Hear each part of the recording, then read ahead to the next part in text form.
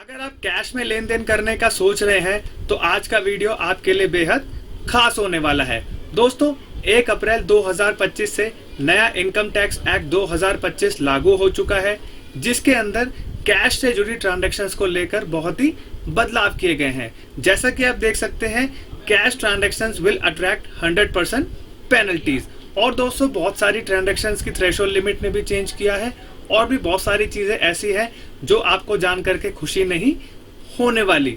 अब पुराने एक्ट के अंदर ये जो सेक्शन हुआ करते थे, ये सेक्शन 269 SS था, 269 ST था, 269 T था और सेक्शन 40A सब सेक्शन 3 था। अब नए एक्ट के अंदर जो कि इनकम टैक्स एक्ट 2025 है, इसके नए सेक्शन 185 हो चुके हैं, 186 हो चुके हैं, 188 और सेक्शन 34 सब सेक्शन 3 है, जो कि आपकी कैश से जुड़ी ट्रांजैक्शंस की लिमिट के बारे में बात करेंगे। तो दोस्तों, वीडियो में अंत तक बने रहिएगा। मैं हूं कशिश from tax and accounts burner, जहां हम बात करते हैं अकाउंटिंग, टैक्सेशन और फाइनेंसिस की। चलिए शुरू करते हैं। अब दोस्तों, यहाँ पर गवर्नमेंट कैश की ट्रांजैक्शंस को क्यों टाइटन करना चाहती है? यहाँ पर आप जो असेसमेंट है 2627 की बात करते थे, जो कि ओल्ड एक्ट के अकॉर्डिंग गवर्न होता था, जिसके अंदर मैंने आपको सेक्शंस बता ही दिए हैं। अब नए एक्ट वाले सेक्शन भी मैंने आपको बता दिए हैं। अब यहाँ पर डिपार्टमेंट क्या करने की सोच रहा है? डिजिटल पेमेंट को बढ़ावा देने की सोच रहा है, चाहे UPI के माध्यम से हो, NFT हो, RTGS हो, चेक के माध्यम से हो। और यहाँ पर अनअकाउंटेड मनी, ब्लैक मनी को कर्व करने की बात की है। कोई भी ITR फाइल करने से पहले आपको अपने AIS SFT रिपोर्टिंग को चेक कर लेना है, और अगर आपके ऊपर कोई भी पेनल्टी लगाई जाएगी, वो आपको यहाँ पर ऑनेस्टी से पे करने की बात कर रहे हैं। अब यहाँ पर दोस्तों, हम लोग कैश रिसिप्ट लिमिट की बात करते हैं।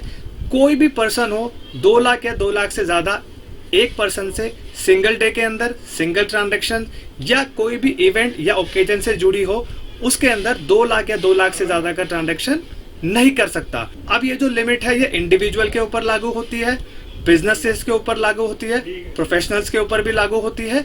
अब ये कैश रिसिप्ट और कोई भी कैश रिफंड आया हो, उसके ऊपर भी ये लिमिट लागू होती है। अब दोस्तों, जो पेनल्टी का प्रावधान है, ये पेयर के ऊपर एप्लीकेबल नहीं होता। ये जो रिसीवर है, जो भी आपका कैश लेने वाला बंदा होगा, उसके ऊपर ये पेनल्टी लगाई जाएगी। तो दोस्तों, यहाँ पर रिकमेंडेड है हमारी तरफ से कि UPI, NEFT, RTGS या कोई भी अकाउंट पे चेक हो, उसी के जरिए पेमेंट यहाँ पर करी जाए। अब यहाँ पे जो 2 लाख से ऊपर का कैश आप लेन देन करते हैं, उसके ऊपर आपकी 100% तक की कैश अमाउंट तक की पेनल्टी लगाई जाएगी, जो कि सेक्शन 186 बात करता है नए एक्ट के हिसाब से। नेक्स्ट हम बात करते हैं कैश लोन्स एंड डिपॉजिट। कोई भी पर्सन ना लेगा, ना देगा, ना डिपॉजिट करेगा 20,000 या 20,000 से ज्यादा किसी भी रिलेटिव से, फ्रेंड से, चाहे वो लोन के जरिए हो, चाहे वो किसी भी डिपॉजिट के जरिए हो, तो आपके ऊपर 20,000 से लेन देन के ऊपर पेनल्टी लगाई जाएगी। सपोज करिए आपने कोई 25,000 का कैजुअल लोन ले लिया रिलेटिव से, तो उसके ऊपर पेनल्टी लगाई जाएगी। अब दोस्तों, ये जो लिमिट है, ये आपकी जेन्युइन ट्रांजैक्शंस और अनडिस्प्यूटेड ट्रांजैक्शंस के ऊपर ही एप्लीकेबल होती है। और ये जो लेन देन है, ये आपको ऑनलाइन माध्यम से ही करना है, कैश के माध्यम से नहीं करना है। तो आपके ऊपर जो पेनल्टी होगी, वो क्या होगी? 100% ऑफ लोन होगी, चाहे आप वो कैश में लोन दे रहे हो 20,000 से ऊपर, चाहे आपने कोई भी डिपॉजिट लिया हो कैश में 20,000 से ऊपर, तो आपके ऊपर सेक्शन 185 के तहत 100% की पेनल्टी लगाई जाएगी। पहले तो आपने कैश लिया था, अब यहाँ पर क्या है, अगर आप रीपे कर रहे हैं किसी को, तो आपको यहाँ पर 20,000 या 20,000 से ज्यादा का कैश में पेमेंट नहीं करना है। चाहे आपने कोई लोन दिया हो, डिपॉजिट दिया हो, चाहे प्रॉपर्टी का कोई भी एडवांस दिया हो, बयाना दिया हो, उसमें भी आपको यहाँ पर 20,000 से ज्यादा का कैश का देनदारी नहीं करना है। अब दोस्तों, यहाँ पर कौन कौन सी ट्रांजैक्शंस को कवर किया जाता है? वो रिफंड्स ऑफ प्रॉपर्टी एडवांसेस। अगर आपने कोई एडवांस दिया है प्रॉपर्टी का, अगर वो आपको कैंसिल करना है, तो आपको 20,000 तक ही कैश अलाउड है, उससे ज्यादा का अलाउड नहीं है।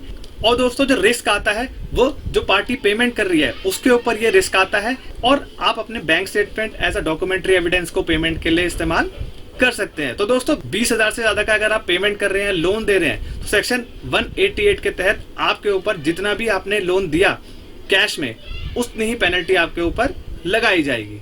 नेक्स्ट दोस्तों, हम लोग बात करते हैं कैश पेमेंट के बारे में, जो कि बिजनेस से जुड़े होते हैं। सेक्शन 40A3 की बात करते हैं। वो आता है आपका, अगर आपने कोई भी बिजनेस के ट्रांजैक्शंस करे हैं एक दिन के अंदर 10,000 तक, तो आपको यहाँ पर उस खर्चे की बेनिफिट दिया जाता है। यानी कि अगर आप 10,000 से ऊपर का कैश में खर्चा करते हैं, तो ये खर्चा डिसअलाउड होता है। ट्रांसपोर्टर के केस में ये जो लिमिट है ये 10,000 से बढ़कर के 35,000 हो जाती है। अब एग्जांपल के तौर पे सपोज करिए आपने 45,000 दिए वेंडर को, तो आपका जो 45,000 है पूरा डिसअलाउड हो जाएगा कैश के अंदर।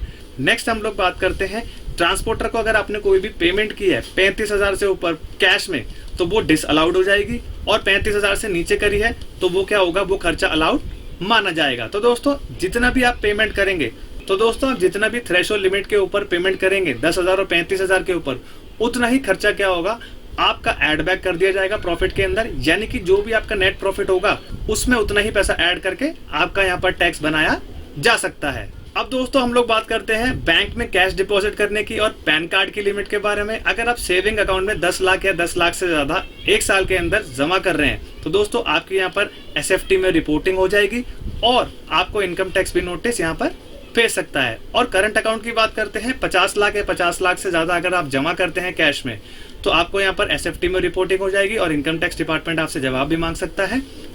अब यहाँ पर जो पैन कोड करने की लिमिट हुआ करती थी, अगर आप 50,000 से ज्यादा अगर एक खाते में जमा करते थे कैश में, तो आपको यहाँ पर पैन कार्ड कोड करना पड़ता था।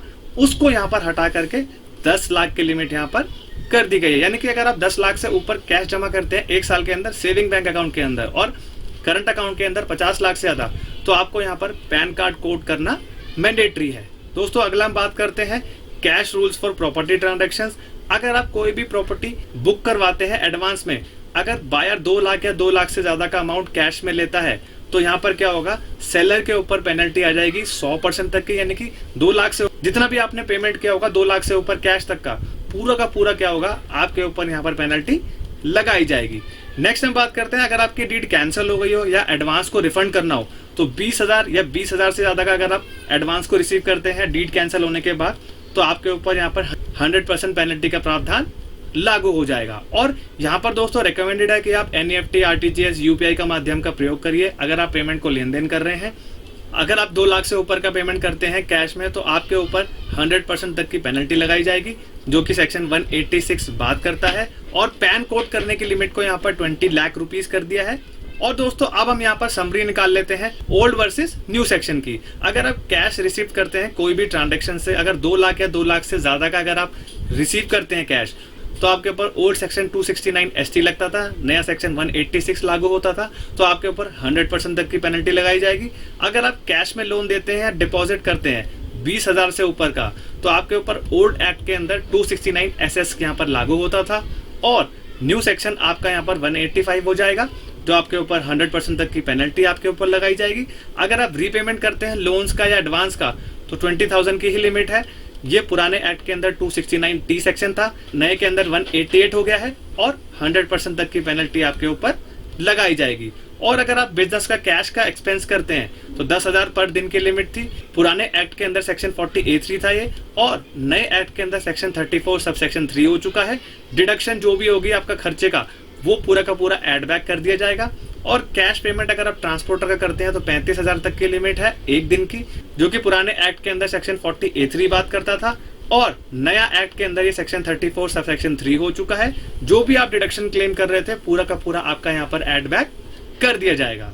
अब दोस्तों यहाँ पर हम लोग बात करते हैं कि पेनल्टी कौन पे करेगा। अगर कोई भी कैश लेता है तो क्या होगा, उसके ऊपर 100% तक की यहाँ पर पेनल्टी लगाई जाएगी सेक्शन 185, 186 और 188 के अंदर, चाहे वो गुड फेथ के अंदर ही कर रहा हो।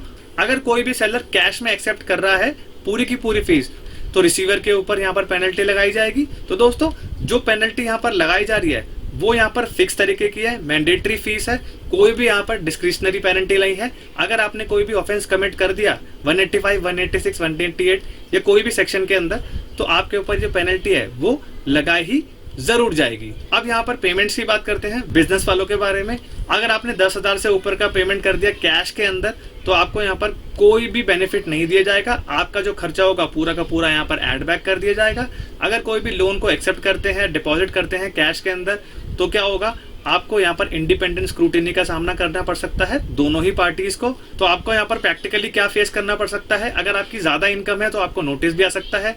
तो सारी की सारी एंट्रीज को आप प्रॉपर मिला लीजिए AIS, TIS और 26AS से, तभी अपनी ITR को फाइल करिएगा, वरना आपको यहाँ पर इनकम टैक्स के नोटिस का सामना करना पड़ सकता है। अब आपको कैसे कंप्लायंट रहना है, तो आपको यहाँ पर कैश को रिफ्यूज करना है 2 लाख से ऊपर, आपको पेमेंट यहाँ पर यूपीआई, एनईएफटी, आरटीजीएस और चेक के माध्यम से लेनी है।